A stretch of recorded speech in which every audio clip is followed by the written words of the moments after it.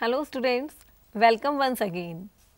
Today we will discuss more about the topic poverty.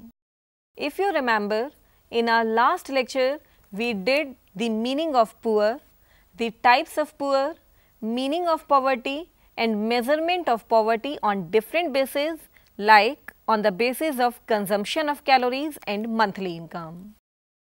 Now the next question for our consideration is, how do we calculate the total number of poor people? The answer is here. In order to get the total number of poor people, we multiply the size of population by its poverty ratio. For example, if the rural poverty ratio is 40% and the total rural population in that year is 60 crore, the total number of poor people in the rural sector in that year will be equal to 24 crore, which is calculated as follows. Total population 60 crore into poverty ratio 40% equals to 24 crore, the number of poor people. The Planning Commission has been estimating the incidence of poverty using the methodology of the expert group. These estimates are based on sample surveys on consumer expenditure conducted by the National Sample Survey Organization, commonly known as NSSO. The latest available data are for the 61st round covering the period 2004-05. On this basis, estimates of poverty are available at the national level from 1973 to 2004. Thus, the estimates of poverty show a decline in poverty between 1993 and 2004. The features regarding the trends in poverty during 1973 to 2004 are as follows. The incidence of poverty has declined from nearly 55% in 1973 to 27.5% in 2004. Thus, poverty ratio declined by 27.3 percentage points during the above period. It is indeed a significant achievement. Second feature is, though the poverty ratio declined, the number of poor people remained stable at around 32 crore for a fairly long period of 2 decades, that is from 1973 to 1993. And then it came down to 30.17 crore in 2004. Thus, the number of poor in the country had declined over the last decade from 1993 to 2004 by roughly 2 crore. Third feature, though the incidence of poverty is found in urban sector and rural sector both, but it is more serious in rural sector. About 73% of poor people living in rural areas declined from 56.4% in 1973 to 28.3% in 2004, whereas the decline in urban areas has been from 49% to 25.7%. The total number of poor people declined from 26.1 crore in 1973 to 22.1 crore in 2004 in the rural areas. But in urban areas, it increased from 6 crore to 8 crore. And the reasons behind it is increase in the share of urban population in India's total population and migration of people from rural to urban sector. Next feature of poverty is that the poverty in urban sector is largely the result of rural poverty. Affected by the poverty and unemployment in the rural sector, some people migrate to cities in search of employment. They started to live in slum areas. Many people among them either do not get employment at all or remain underemployed. Thus, they only add to the number of poor people in the urban sector. Fifth feature of poverty in India is that the composition of the poor has been changing. Rural poverty is getting concentrated in the agricultural labor and artisan households. Among these social groups, scheduled castes, scheduled tribes and backward castes account for about 80% of the rural poor.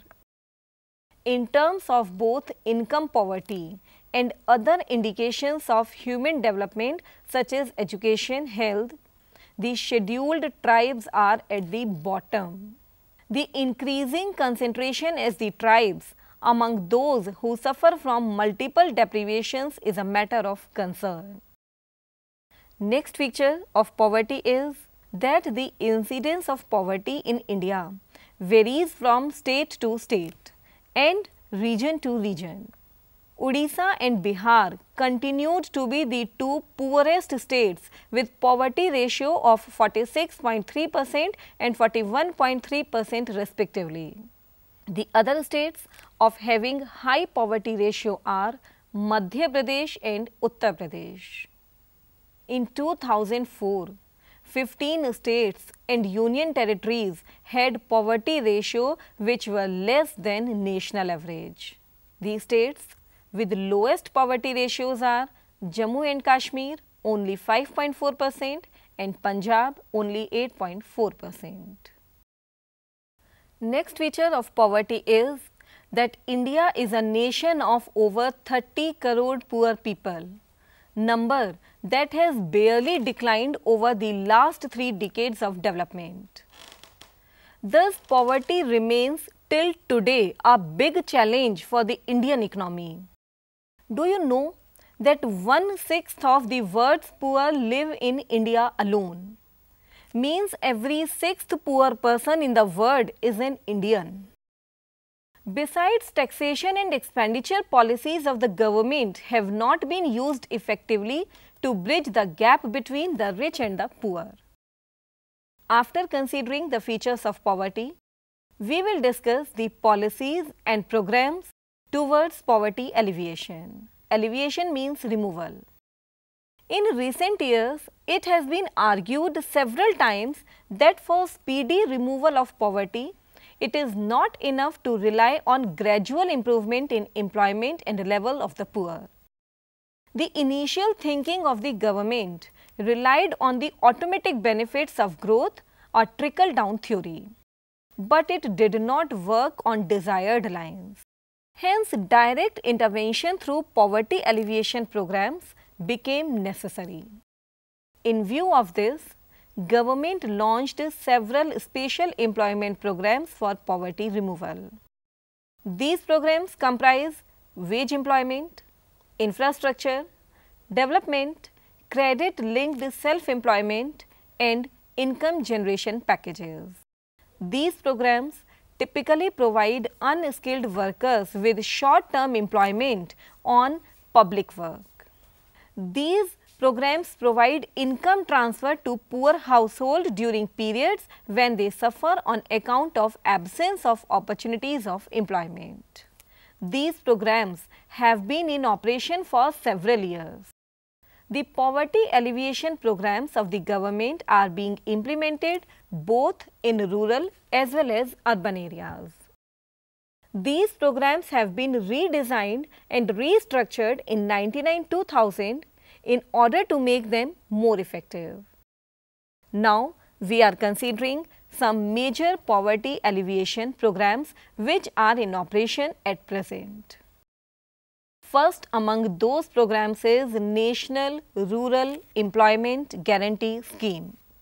In short, it is known as NREGS. Basically, we have a long history and experience in implementing wage employment programs. Based on the experience of these programs, the National Rural Employment Guarantee Scheme Act was passed in September 2005. According to this Act, the National Rural Employment Guarantee Scheme was launched in February 2006. This scheme was initially launched in only 200 most backward districts, but now it has been extended to the whole country since April 1, 2008. This scheme guarantees 100 days of wage employment in a year to every household. 1/3 of the proposed jobs would be reserved for women.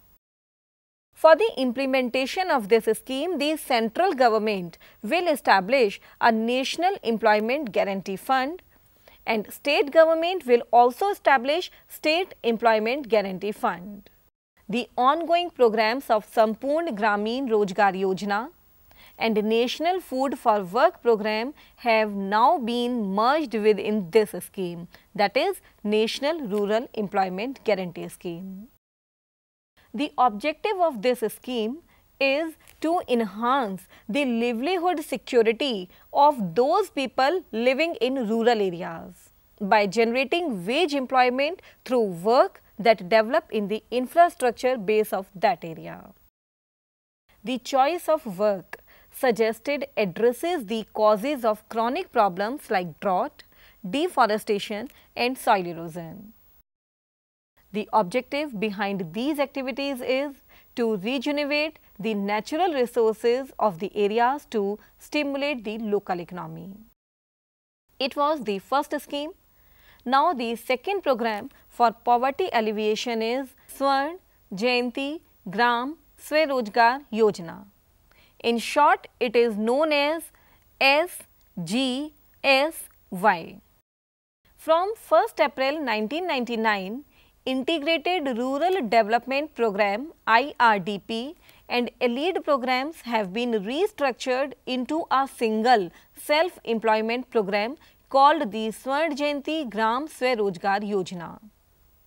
Students, as its name suggests, Swarojgar means self-employment.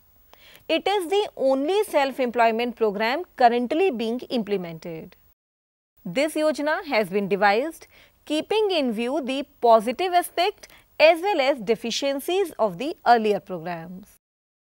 The objective of the scheme is to bring the assisted poor families above the poverty line by organizing them into self-help groups. This scheme is conceived as a holistic program of micro enterprises. It covers all aspects of self-employment. It integrates various agencies like district rural development agencies, banks, Panchayati Raj institutions, non-governmental organizations and other semi-governmental organizations. The main aim of this scheme are as follows. First, promoting micro enterprises. Second, to bring the poor families above the poverty line by giving them self-employment.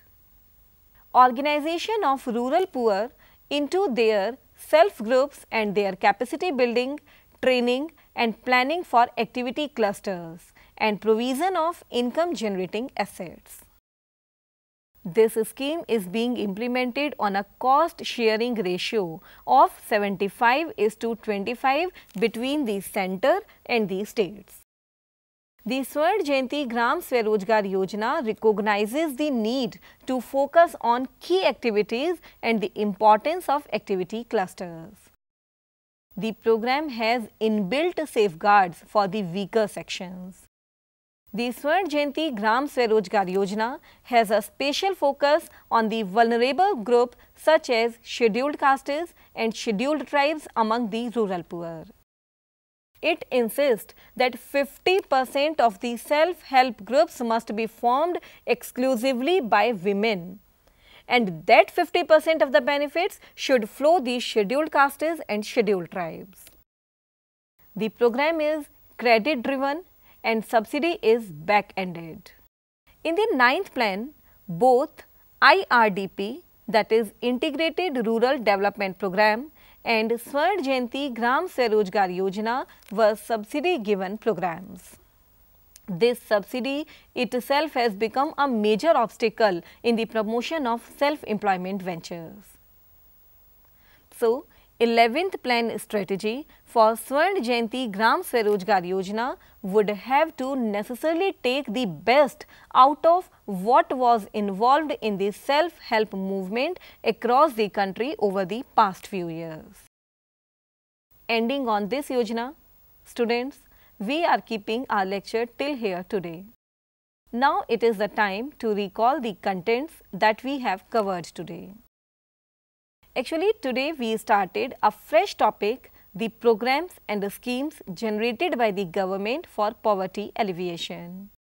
There are so many schemes for poverty removal, but we covered only 2 such yojanas, namely National Rural Employment Guarantee Scheme and Swर्ण Jayanti Gram Swarojgar Yojana. Through this, infrastructure base of rural area will also develop, and a good thing in this scheme is that 1/3 jobs will be reserved for women. And the second scheme, as the name suggests, was made to provide self-employment to the rural poor so that they may be free from the unnecessary exploitation of landlords. It is the only self-employment program currently implemented. This program has a special focus on vulnerable groups such as scheduled castes and scheduled tribes among the rural poor. It also insists that 50% benefits of the self-help groups must be formed exclusively for women, and 50% of the benefits should flow to scheduled castes and scheduled tribes. In our next lecture, we will do the remaining schemes for poverty removal. Till then, thank you.